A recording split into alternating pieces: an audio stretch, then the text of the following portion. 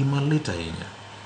En gima lit mana ka winjo osekete no kendo pod watemore mar timo chwalo ote mag lit kod kuyo ne familia go duto. Nitie joma nowito wedegi, nitie joma nowito jolembgi, ng'ene liel oriwo gik mathoth. Nitie joma nowito osiepegi. Aneno ka familia mane loso e gwenge mag Nyakach ni winjo kata kaka giwuoyo, samoro iyudo ka samoro ng'ato mane gigeno ahinya e familia koro onge. Koro samoro geno mar familia koro ng'adore chuth, kata samoro geno mar gweng' ng'adore chuth, geno mar riwruok moro ma samoro ne nitiere mane samoro jokanyo ma koro nowito ngimagi ema nochung' kodgi motegno magi koro ing'eni gonyore oko. Koro nyisi ni en midhiero kopogore gi lit mar thocha, to en midhiero kendo lal maduong' kata mane ochumi ma alwora ma gweng'no. En chan, to en bedo ni koro sani en gweng' ma budh bedo gi nyithi kiye, gi mond liete, gi chuo liete nikech masira ma kamano. Jay osewuoye wach mar gedo mar ndara, ma en achiel kuom mise motegno ahinya king'iyo weche mag masira mag apaya gi.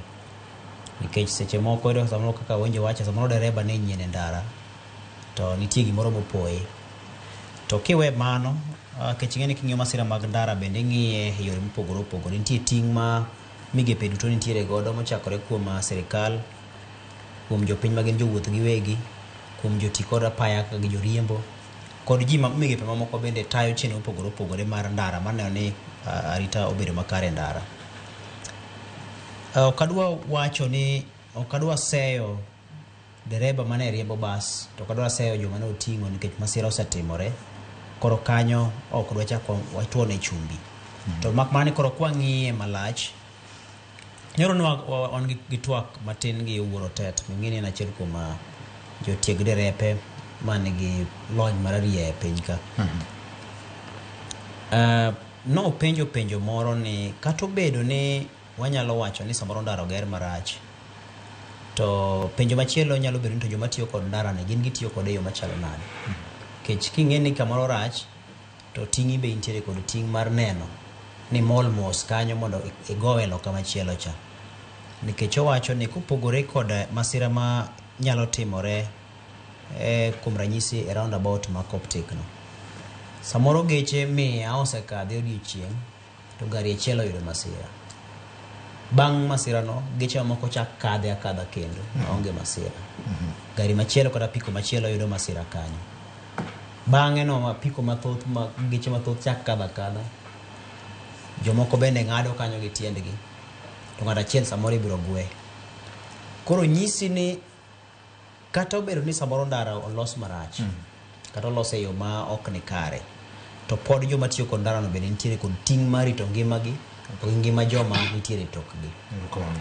Nikech ng'eni dereba, tiegruok mar derepe ochalo tiegruok mar tij laktar, nikech rito ngima. Apan dereba to koro nigi ting' maduong' mokalo. Nikech samoro laktar ng'eni samoro en achiel kochuo sandan ng'at achiel, to ng'at achiel ma koro kungo thiedho motiekre godo. To ma samoro dereba moting'o ji kamoro 60 ei gari. Koro king'iye to dereba nigi ting' maduong' mokalo molo kata ma daktari mathiedho dhano.